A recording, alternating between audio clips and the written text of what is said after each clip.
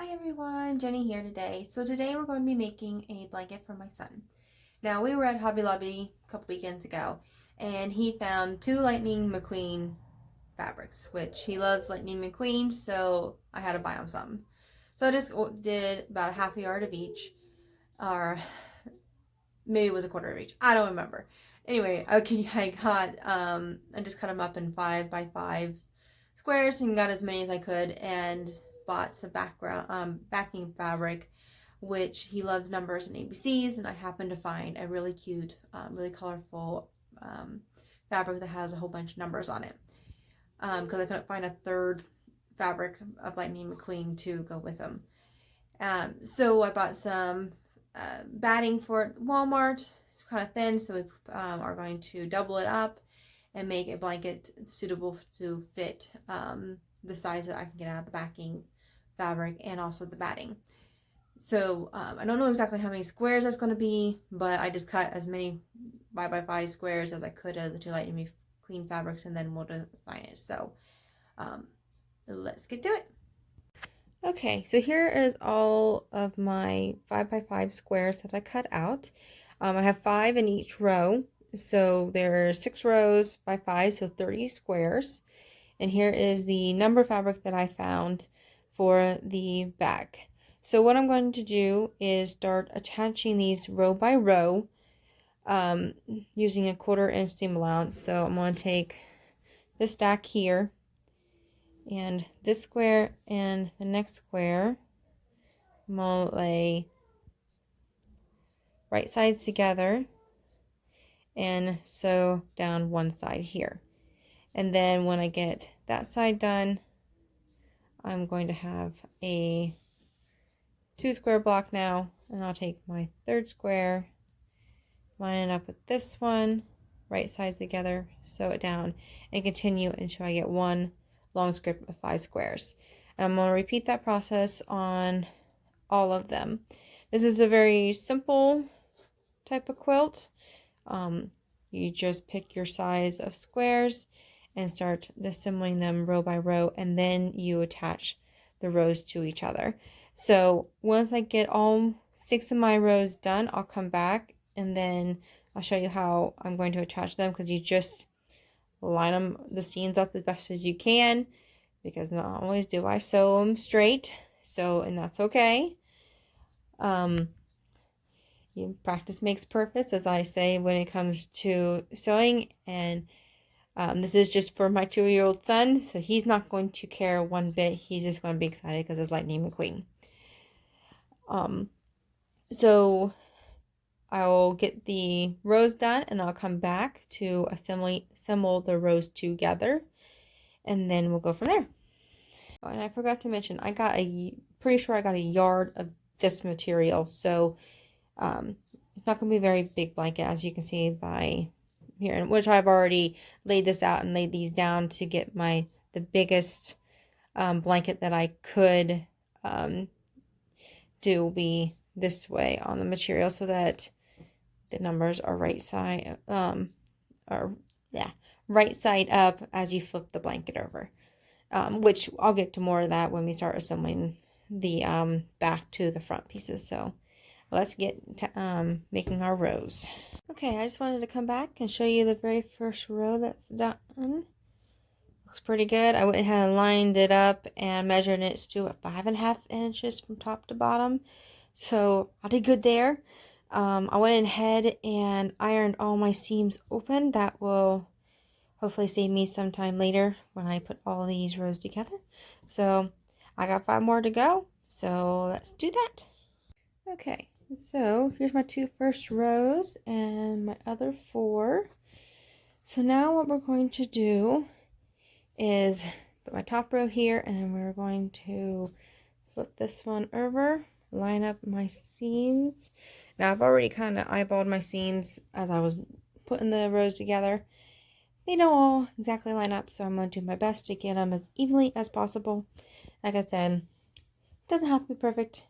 It's going to be for my son, so I'm not too concerned, but I did do my best, and I will do my best to line them all up. So let me get this pinned, and I'll show you how close I got to each of my seams, and then I will show you what we need to do next after I sew it. Because of course, you sew it, press out these seams here, and then you add on the next one. So I'll come back when I get this pinned together. All right, so I got these two all pinned together, and they actually all lined up fairly well. So there's one seam there. It's still not quite perfect, but they are pretty good. I just want to try to put this down so we can get it pinned back together. My hands are going to look absolutely giant. Alright, got it back down. Alright, so now we're going to sew down 1/4 of an inch seam allowance all the way down to attach the two together. Okay, here's 2 rows together, and I think it turned out pretty good. That one's almost perfect, and the rest of them don't look too bad at all. That one's pretty perfect too, so I like it. So I'm going to press the seams and then pin the next one. So you just continue this process and go on down and keep pinning it, and just line it up as best as you can, and continue on. So I will continue this process, and I will come back when I have the whole entire blanket all together, at least this size all together, and then we'll go from there. Okay, so I got it all sewed together. Sorry, my sewing surface is not big enough for it to lay completely flat. We're going to have to move out to the kitchen to do the rest part. But as you can see, in some of my seams, I got pretty good. Others, not so much. Let me see, I think this is like one of the worst ones that I have. But that's okay. Like I said, it's going to be for my toddler, so it doesn't have to be perfect. And I don't make these type of blankets too often anyway, so you take your time. If it's not lining up perfect the first time around, it's okay. Whoever you're giving it to, know you made it with love, of course, and they're gonna love it no matter what. This is not the most complicated one I've done before. In fact, I did a really small version of this, not this material, but when I was really young, and then probably in my high school years, I made a really complex one. So which that's just right outside the door here. It's kind of hard to see because it's dark out here, but as you can see, that is pretty complex there. But this is pretty simple, and anybody should be able to do this. And like I said, I was in my high school years when I made that complex one, and I just took my time, and it doesn't look terrible. And it's a pretty good size. It probably can fit a full-size bed, so that's how big that guy is. So next thing, what I'm going to do is, you can see that some of my edges don't completely line up, so I'm just going to clean that up to get a straight line, or straight edge, excuse me. And then we'll lay it out on the kitchen table, put the batting, which I just bought some little package of batting here, small for size crib size. And in fact, with this here, I just got from Walmart, I can actually fold it in half to give it a little extra layer of batting. And I think I already showed you this, and get the material here. So I'll iron this a little bit, lay it all out on the kitchen table, and get it all pinned, and we'll go from there. I haven't quite decided how I'm going to pin the 3 layers together. I've done it sewing wise, where you actually just kind of sew down it, or however you want to do it. And I've also done yarn, to where you just pick a couple of these corners and sew them that way. If I am going to do the actual quilting part, which is actually quilting it together by sewing the layers together, at least that's what I consider to be quilting. I don't know if that's the proper term. I would probably just pin it together, do that, and then I would trim everything around what I need. What I'm still trying to figure out is whether I'm going to use this as my binding, because I got a little bit more of this. I got, like I said, 2 yards, I think I said earlier. Should be able to fold it to make the binding, or I'm going to buy some satin binding, red, to kind of match Lightning McQueen here. I haven't quite decided that part yet, so when we get to that, that's when we will decide what we're going to do. So next thing I'm going to do, like I said, I'm going to clean up my edges to make sure they're all straight, and then get it all pinned together and decide how I'm going to combine the 3 layers together. Okay, so I got it all pinned. As you can see where I pinned it at all these corners here, and then of course around. And I left this long just in case for some reason it moved, so I still have plenty of backing and stuff. So what I've decided to use is yarn. So I picked out this red yarn here. Let me get my needle here. And this is a yarn needle.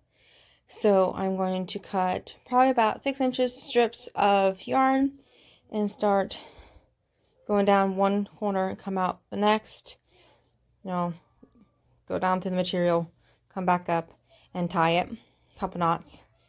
And then once I get them all cut, I'll probably trim them to probably about that length. Then once everything's pinned, or tied together, I should say, I only will do that on the inner sections, by the way. Then I will go around, and so all the way around, probably about 1/8 of an inch or so. And then I did go and find some binding here, this color here, and I thought it looked good with, in some of his eyes on this material here is a really pretty blue, so I thought that would look good, and it will kind of tie in this blue material plus this material because of his eyes, so I thought that looked pretty good. So let's get to tying it together with some yarn. Alright, so I got a couple here done, so you can see kind of what I did. Went down one corner and came back up the next, so therefore it's nice and flat there, so it will go good with the little red numbers in there.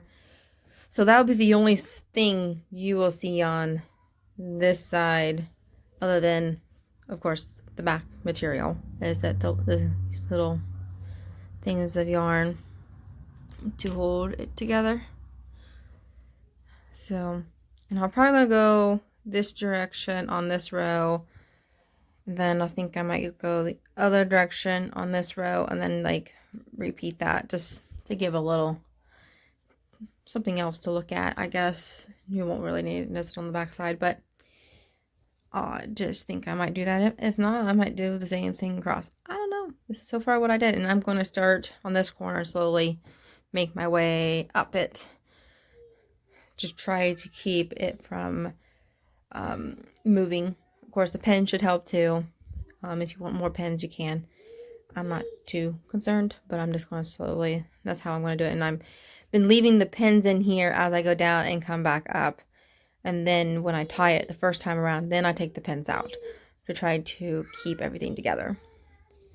Right. So there are a couple different ways to thread your yarn on to your needle. But you can look at some videos, and that is pretty simple. I just basically just flatten this out and stick it through. A lot of people will bend the server and stick it through like that so that you don't get frayed ends. It's just whatever your preference is. And this will be a little tough to get them to go through and out because you are going through material. Your wherever my needle is at, oh, here it is. It's a lot thicker than, of course, the holes naturally in your woven fabric. So you have to apply some pressure. And that's pretty much it. And then I've been tying it about 3 or 4 times. And like I said, I will trim this down to probably about that, so they're not interfering with so much of the look of the fabric. Alright, I will come back when I get that all done. Alright, so I got them all pinned here with yarn. I went ahead and added more pins along my sides. So now I can do a stitch down the edge of this so I can secure it, and then I can trim it to size and get the binding going. So you can see there's just little red little lines from where I did the yarn on the side, so you don't really hardly see them. Alright, so let me go around and stitch around the edges so I can get it trimmed, and then we can do the binding. Alright, so I have the binding all pinned on, and I just tucked in the corners here to try to make them match as best as I can. And I tucked it all the way to the edge of each of the edges here of the blanket. I'm sorry, you hear my son in the room. He's listening to his ABCs and numbers. None of us should not know our ABCs or numbers, thanks to him. Now, he only took one set of these binding packs for me. I always buy extra just in case, and this is 3 yards worth, and it is 5 blocks by 6, and that's how big my blanket is. Depending on how much, how big your blanket is, it will be depend on how much binding you need. Now, I bought my binding. You can make your own. This is just bias tape. Essentially, bias tape is if you take your piece of fabric, fold it in like a square here, and then you cut from this angle here on, and then it gives you the most stretch. That's basically what bias is. There are videos and out there to tell you exactly what you need to do to create your bias tape. That's essentially what it is. You just fold your fabric on in a square and cut down the diagonal, and this is the stretchiest part of you get the most stretch out of your fabric. That's essentially what bias tape is, if you didn't know that.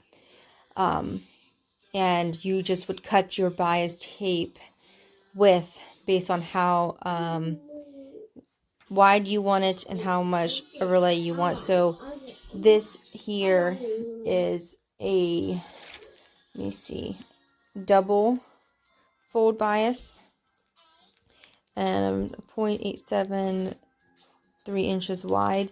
So essentially, if you want, let's say, a 1/2 inch width here, and then you want to tuck it in a 1/2 inch on both sides, you got a 1/2 inch, 1/2 inch, 1/2 inch. You need a 2-inch bias tape.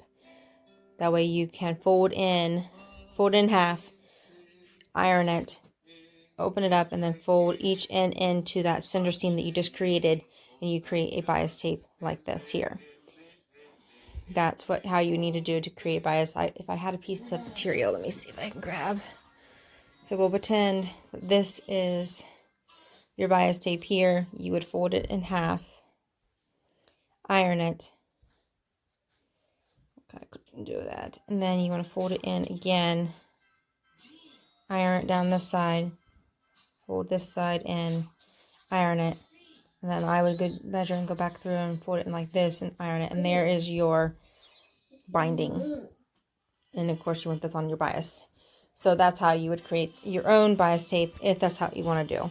But I just bought mine, and I'm going to sew all around it from this edge here, because I did butt the whole entire blanket to the outer edge. And I just folded in my raw edges inside here. So I'll probably start down here or down here, whichever way I go. And then that way I have this part last, so I can make sure it looks the way I want. So I'm going to use my white thread because I don't feel like changing it or searching for a blue thread. And besides, it will tie in with his eyes anyway. So I will come back when I got it all sewed. Alright, so I got it all done, and as you can see I have a couple helpers here. Though they weren't very helpful when I got to this very end here. where I have the binding ends at. I always need to get it pinned right, but when I sew it, it don't always look good. And then a couple of my corners here did that, which kind of irritates me, but I'm not going to rip it out. This is for a 2-year-old. He's not going to care. As long as it's secure, that's all that matters. And I actually have some leftover. So all those corners look good. I don't know what happened to that one. I don't know. Wasn't very nice, but that's okay. I have some of these squares still left and some material. So I think I'm going to make a little pillow. Alright, well, thank you for joining me. Everyone have a nice day. Do something fun. Have a good day, good night, whatever time you are watching this. And see you all later. Abby. Selena. Say bye-bye. Say bye-bye. Bye.